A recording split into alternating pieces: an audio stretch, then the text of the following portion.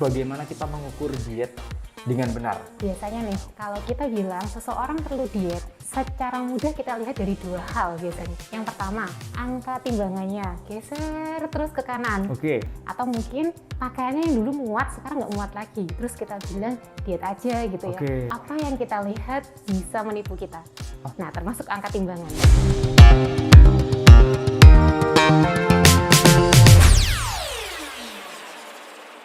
Halo sobatku, salam sehat, salam teduh untuk sembuh. Saya dengan Jody Wisnu, senang sekali bisa menjumpai Anda kembali dalam program Bincang Asik Sobatku, persembahan dari Rumah Sakit Dr. Un Solo Baru. Kali ini tema kita adalah tentang Body Composition Analyzer, bagaimana untuk diet yang tepat untuk tubuh. Bersama dengan saya saat ini sudah hadir Dr. Rosa. Apa kabar dokter? Baik, Dr. Jody. Sehat dok? Sehat. Oke, Dr. Rosa Christiansen, spesialis gizi klinik di Rumah Sakit Dr. Un Solo Baru. Dan kita akan ngebahas dok tentang bagaimana kita mengukur diet dengan benar. Karena seringkali banyak orang itu ngomongin masalah diet dan sebagainya, tapi ternyata mereka tidak mengukur dengan tepat, sehingga patokannya kan cuma jadi berat badan dan sebagainya. Ternyata Body Composition Analyzer ini sesuatu yang sangat menarik untuk kita bahas. Tapi sebelumnya, sobatku sekalian, jangan lupa untuk follow akun Instagram dan juga subscribe YouTube channel Rumah Sakit Dr. Un Solo Baru untuk mendapatkan banyak informasi seputar pelayanan kesehatan dan pelayanan lain dari Garden Hospital Rumah Sakit Dr. Un Solo Baru. Dokter Rosa, di tangan saya udah beberapa banyak pertanyaan yang dari rekan-rekan di lapangan mengumpulkan. Ini yang pertama dok, tentang mengapa perlu mengukur komposisi tubuh. Silakan dok. Iya, kenapa kita perlu ukur komposisi tubuh ya? Nah, biasanya nih, kalau kita bilang seseorang perlu diet, secara mudah kita lihat dari dua hal biasanya. Yang pertama, angka timbangannya geser terus ke kanan. Oke. Kita bilang, diet aja. Diet dalam arti untuk penurunan berat badan ya. Nah, yang kedua, mungkin kita lihat dari bentuk tubuh. Kok kelihatan ada penumpukan lemak di mana-mana gitu ya. Atau mungkin pakaiannya yang dulu muat, sekarang nggak muat lagi. Terus kita bilang diet aja gitu ya. Nah, permasalahannya, apakah kalau angka timbangannya geser ke kanan, berarti dia harus turunkan berat badan? Apakah pasti harus begitu? Yang kedua, apakah hanya orang yang kelihatan gemuk aja yang perlu mengatur dietnya? Gitu. Nah, saya ingin sobatku boleh memegang sebuah prinsip yang penting sekali. Iya, gimana dok? Apa yang kita lihat bisa menipu kita. Nah, termasuk angka timbangan.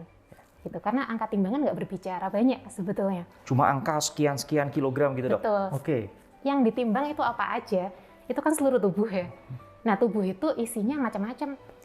Ada air, ada lemak, ada otot, ada tulang, dan lain sebagainya. Yang lebih berat yang mana kita nggak tahu. Gitu. Sehingga perlu nggak sih turun berat badan? Kita juga nggak tahu jawabannya kalau hanya lihat di timbangan saja. Nah, yang kedua, kalau hanya lihat dari bentuk badan orang, gimana dengan orang-orang yang nggak kelihatan gemuk? Apakah mereka perlu mengatur diet atau tidak? Itu juga nggak akan ketahuan kalau kita cuma lihat dari bentuknya aja. Nah, timbangan dan juga bentuk badan ini bisa menipu kita. Gitu. Nah, itulah kenapa kita perlu cek komposisi tubuh. Biar tahu, jangan-jangan nih massa lemaknya berlebih. Nah, perlu diturunin. Atau massa ototnya terlalu kecil. Nggak cukup untuk menopang tubuhnya yang sedemikian. Gitu. Perlu dinaikin massa ototnya. Berat badannya jangan-jangan nggak perlu turun. Tapi perlu naik turun di massa lemak sama otot aja. Ujung-ujungnya beratnya sama, bisa jadi. Jadi kalau tadi dokter sempat mengatakan angka itu kan sebetulnya tidak bisa menjadi patokan 100% bahwa dia ternyata nih sesuai nggak sih berat badannya, misalnya katakanlah berat badan sekian, kemudian mau diturunkan. Tapi ternyata komposisi tubuhnya tuh nggak sesuai, tetap aja lemaknya tetap aja banyak, maksudnya nggak sesuai. Jadi itu yang salah satu harapan bahwa kita dan mengecek ini supaya bisa lebih tahu ya dok ya, istilahnya komposisinya apa aja sih gitu ya. Oke dok, kalau seumpama, terus kalau tadi dokter mengatakan kasusnya misalnya mereka cek datang ke dokter, kalau kasusnya obesitas gimana dok? Ya. Kalau kasusnya obesitas, nah pertanyaannya gini dulu. Obesitas ini kan kata-kata yang sangat dikenal oleh kalangan umum ya. Wah, kalau orang obesitas atau nyebutnya obes gitu, nanti risiko penyakitnya macam-macam. Diabetes, tensi tinggi, sakit jantung, stroke, dan lain sebagainya. Nah, tapi definisinya sendiri banyak yang nggak ngerti. Hanya menganggap bahwa obesitas ini pokoknya kelebihan berat badan. Lebih seberapa, yang lebih apanya, karena orang biasanya nggak ngerti. Per definisi ya, sebetulnya obesitas itu adalah suatu kondisi di mana seseorang itu memiliki jaringan lemak yang abnormal, yang berlebih, sehingga memiliki masalah kesehatan. gitu ya. Nah, sampai sekarang sering obesitas itu yang dipakai sebagai patokan hanya indeks massa tubuh. Kita singkat IMT. Ya, perhitungannya berat badan dibagi tinggi badan kuadrat. Jadi untuk lihat proporsinya antara berat dengan tingginya ini sesuai nggak gitu ya. Nah, masalahnya tadi timbangan bisa menipu. Padahal definisinya dari obesitas adalah penumpuan jaringan lemak yang berlebih. Dari timbangan kita nggak tahu lemaknya berlebih atau enggak. Baik itu dia IMT-nya normal weight, jadi normal, ataupun dari IMT dia overweight atau obesitas. Gitu. Jadi IMT, timbangan itu sudah tidak bisa lagi diandalkan. Nah, dengan melihat komposisi tubuh, kita tahu dengan jelas betul nggak jaringan lemaknya berlebih. Bahkan dengan IMT yang normal weight atau yang normal hitungannya IMT-nya. Oke, ya. Jangan-jangan berat badan saya juga normal, tapi ternyata lemak saya penuh di dalam. Kita juga nggak tahu kan? Betul, Sebelum ya. nanti diukur, nanti kita ukur ya dok ya. Pakai dokter punya mainan alat baru. Nanti kita ukur ya dok ya, karena dokter punya alat yang nanti bisa kita tampilkan di akhir tentang body composition analyzer. Dok, bagaimana kalau sarkopenia? Ada banyak orang juga tanya, obesitas, sarkopenia hubungannya dengan komposisi tubuh gimana dok? Iya. Nah, sarkopenia ini juga kata-kata yang sekarang mulai dikenal. Ya, banyak dikenalnya di kalangan lansia ya. Yaitu mungkin ada banyak lansia-lansia yang massa ototnya kecil gitu ya. Jadi terjadi penurunan massa otot. Selain massa ototnya, juga kekuatan ototnya. Nah, ternyata sarkopenia tidak hanya terjadi pada lansia, bisa terjadi di usia muda. Bahkan obesitas bisa dibarengi dengan sarkopenia. Kita sebutnya sarcopenic obesity. Terjadi bareng, combo nih berarti ya. Gitu. Nah, orang-orang dengan sarkopenia itu karena massa ototnya rendah, kekuatan ototnya juga rendah, dia kan mudah jatuh, mudah cedera, mudah mengalami macam-macam penyakit karena rendahnya massa otot. Seperti itu. Oke, iya. Jadi tadi sempat dokter sebutkan untuk orang tua juga nih misalnya, para lansia misalnya, mereka ngecek. Sementara misalnya kita bilang, wah kayaknya bodinya ideal nih sebetulnya untuk ukuran lansia di atas usia 60 tahun kemudian seperti itu. Tapi belum tentu pada saat diukur dengan body composition analyzer, dia adalah orang yang dengan komposisi tubuh yang tepat ya. Bisa jadi lemaknya dia juga berlebih dan proteinnya nggak banyak, misalnya kondisinya massa ototnya nggak bagus sehingga takutnya terjadi suatu cedera, maka akan ya namanya otot kan dia bisa menopang badan ya sebetulnya ya dok ya. Jadi Iya, betul sekali. gimana? Pengukuran seperti itu untuk lansia sesuatu yang cukup direkomendasikan berarti ya? Iya, sangat direkomendasikan. Bahkan sekarang kalau di luar ya, di luar negeri mulai direkomendasikan harusnya semua lansia itu paling nggak pernah diukur komposisi tubuhnya. Oke. Iya, karena untuk pencegahan terjadinya tadi ya cedera ataupun mudah jatuh, frailty, jadi ringkih gitu. Seperti itu. Oke. Untuk dari muda sampai untuk lansia dok, kalau saya nanti kita bisa elaborate lagi, sebetulnya apa saja sih manfaat penggunaan body composition analyzer untuk mengetahui komposisi tubuh seseorang, mulai dari yang muda sampai yang sudah lansia? Nah, pengukuran komposisi tubuh ini sifatnya bisa satu, untuk tindakan preventif atau pencegahan, gitu ya. Siapa tahu diukur ternyata bagus hasilnya. Berarti oke ya, kita nggak perlu pencegahan penyakit dari sisi yang komposisi tubuh secara serius nih, kalau ternyata bagus komposisi tubuhnya. Cukup di-maintain. Nah, gimana biar pola makannya ini dan juga gaya hidupnya bisa maintain body composition-nya udah bagus. Nah, yang kedua kita juga bisa memakai untuk mengetahui kalau ternyata, oh tadi massa ototnya ternyata kecil, massa lemaknya berlebih. Diketahui juga nanti nggak cuma lemak yang ada di bawah kulit, tetapi juga lemak visceral atau visceral fat. Visceral fat ini adalah lemak yang melingkupi organ dalam. Ya biasanya kalau dulu kita mikirnya, wah perutnya buncit nih. Walaupun badannya mungkin nggak gemuk gitu ya. Berarti visceral fatnya tinggi. Ternyata nggak pasti. Bisa jadi orang perutnya nggak buncit, visceral fatnya tinggi. Ada yang buncit, ternyata yang tinggi itu adalah lemak yang di bawah kulit, bukan yang melingkupi organ. Tapi ternyata ada orang-orang, nah ini terutama orang Asia, kita nyebutnya skinny fat atau thin fat. Ini kontradiksi gitu ya, skinny tapi fat, kurus tapi gemuk. Gitu. Nah biasanya mereka visceral fatnya tinggi dan itu nggak kelihatan dari luar. Gitu. Nah ini hati-hati, anak muda banyak. Gitu. Dan orang-orang Asia banyak. Itulah mengapa kita beda ya dengan orang-orang Amerika, Eropa. Kalau ada kenalan kita kena penyakit jantung dan lain-lain, terus kita bilang orangnya padahal nggak gemuk loh gitu. Sementara kalau orang Eropa, Amerika yang begitu benar-benar gemuk gitu. Ternyata memang itu salah satu ciri-ciri orang Asia, lemaknya nggak kelihatan gitu. Memang bentuk tubuh bawaannya begitu secara genetik. Jadi tiba-tiba aja sudah sakit macam-macam. Nah, kalau sedini mungkin diketahui komposisi tubuhnya, harapannya bisa mencegah. Karena biasanya permasalahan utamanya dari visceral fat-nya itu. Gitu. Nah, selain itu nanti berikutnya untuk monitoring sama evaluasi, kita bisa lihat grafik histori atau riwayatnya, sehingga bisa terus penyesuaian pola makan sama olahraganya.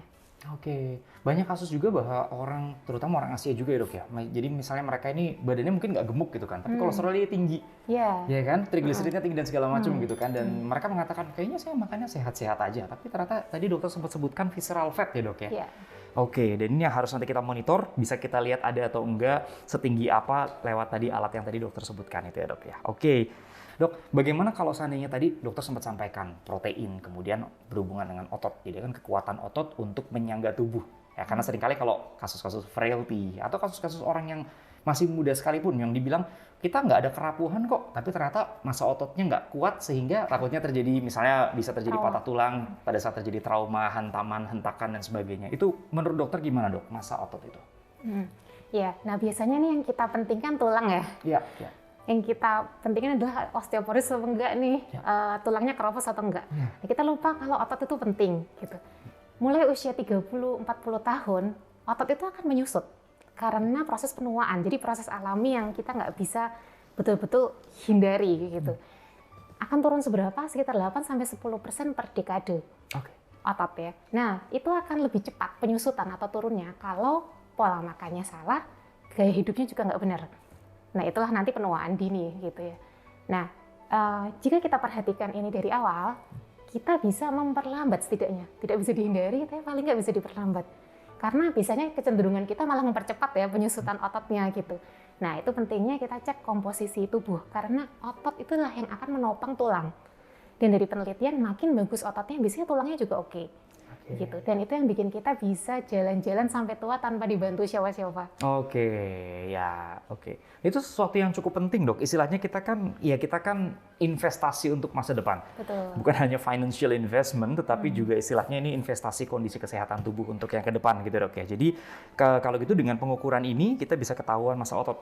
Kalau misalnya sampai ke depan dok, ini pengalaman dari dokter Rosa sebagai seorang spesialis gizi klinik, ototnya kira-kira kurang kuat nih menopang. Massa ototnya kira-kira nggak bagus. Berarti otomatis terapi yang bisa dilakukan biasanya? Nah, disitulah kita bisa memberikan intervensi ya untuk pengaturan pola makan yang personalized atau individual, yang sesuai dengan kondisi sekarang. Jadi nggak contekan nih pola makannya sama orang lain yang mungkin massa ototnya sudah bagus. Mungkin butuh nurunin massa lemaknya gitu. Itu akan berbeda-beda. Selain itu olahraganya juga jadi berbeda. Personalized medicine yang kita fokuskan untuk pasien-pasien itu dok ya, karena akan sangat, tadi dokter sempat sampaikan olahraganya bisa beda, aktivitas hari-harinya juga bisa beda gitu. Yang satu mungkin antar jemput anak, yang satu banyak di kantor, itu akan berbeda. Kalau bicara soal persiapan dok, ini kalau mau diperiksa nih istilahnya kan menggunakan komposisi analyzer, itu persiapan apa saja yang mesti harus dilakukan oleh pasien?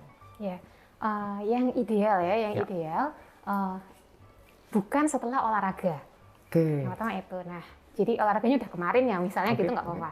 Nah, yang kedua sudah buang air kecil, buang air besar dulu, karena jelas akan mempengaruhi pengukuran ya. Yang ketiga, usahakan tidak dekat dengan waktu setelah makan. Jadi terpaut 2-3 jam setelah makan, nah baru cek komposisi tubuhnya. Nah, kemudian nanti akan lebih baik kalau pakaiannya menggunakan pakaian yang ringan.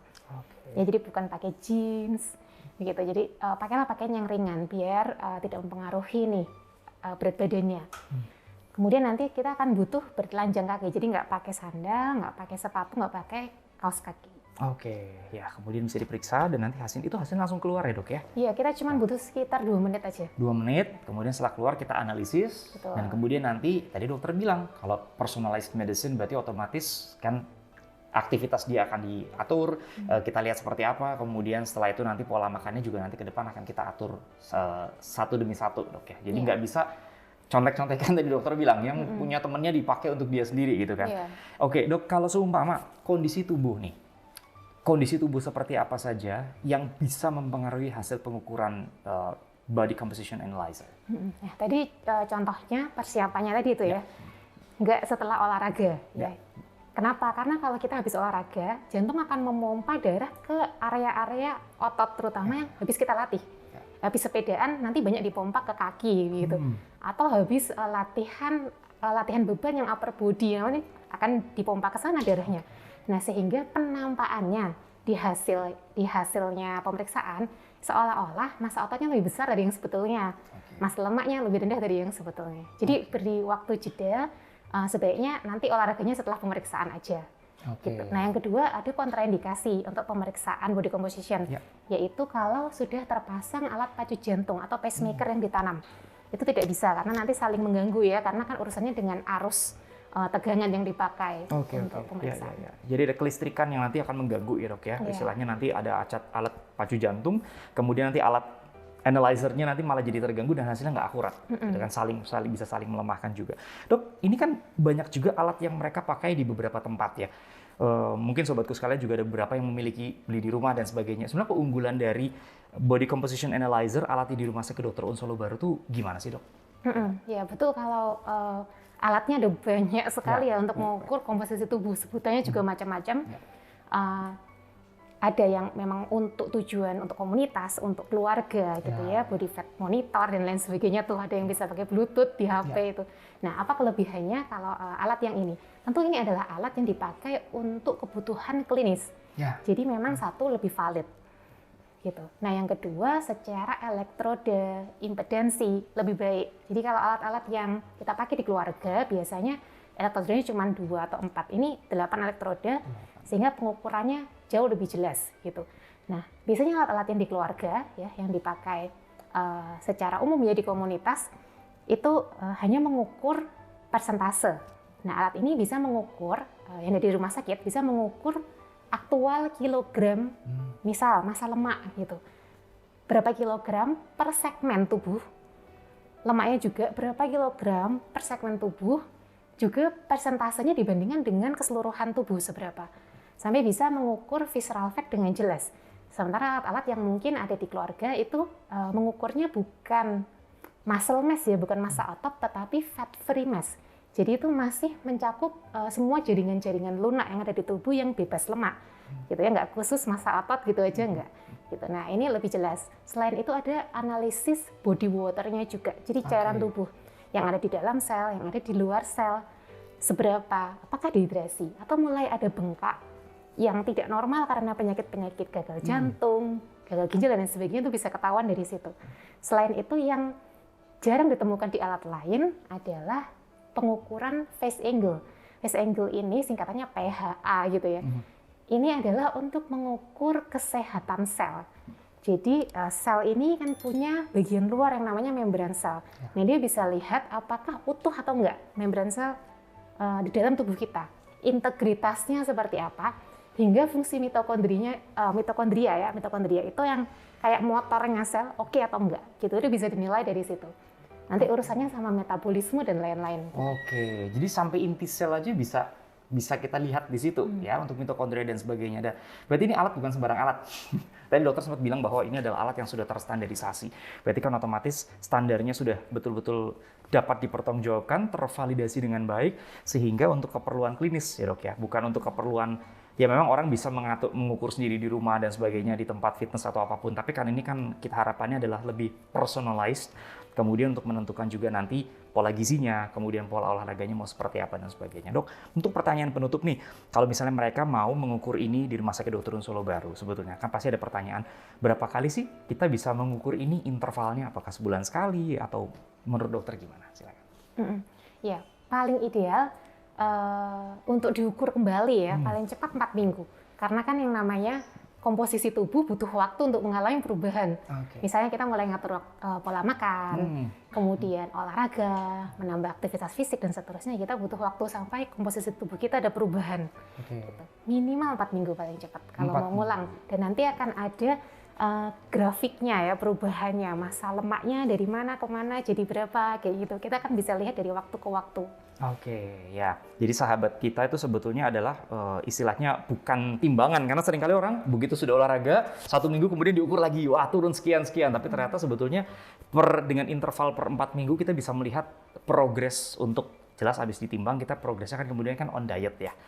Bisa personalize sehingga mereka bisa mengatur goalnya ke arah mana, terus kemudian harapannya apa ke depannya. Dan tentunya tadi dokter sempat mengatakan mencegah untuk kalau nanti ke depan takutnya terjadi suatu kondisi yang tidak diinginkan tubuh gitu ya. Masa ototnya nggak kuat, otomatis takutnya nanti terjadi fraktur atau patah tulangan bisa saja terjadi.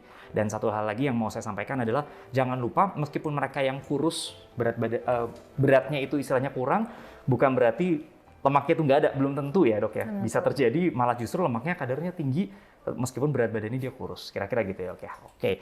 Harapannya sobatku sekalian podcast kami yang membahas tentang ukur diet dengan benar ini bisa memberikan inspirasi buat sobatku sekalian sehingga bagaimana kita bisa mengatur kondisi tubuh, kemudian mendapatkan personalized medicine dengan maksimal dengan body composition analyzer. Terima kasih banyak Dr. Rosa. Sudah banyak memberikan kita inspirasi hari ini. Semoga nanti berikutnya kita bisa jumpa lagi di berbagai podcast lainnya yang berhubungan dengan gizi klinis. Oke. Demikianlah sobatku sekalian perbincangan saya dengan Dr. Rosa, spesialis gizi klinis di Rumah Sakit Dr. Un Solo Baru. Sekali lagi jangan lupa selalu kami sampaikan untuk follow akun Instagram dan subscribe YouTube channel Rumah Sakit Dr. Un Solo Baru. Saya Yudi Wisnu undur diri bersama dengan Dr. Rosa dari Garden Hospital Rumah Sakit Dr. Un Solo Baru. Salam sehat dan salam teduh untuk sembuh.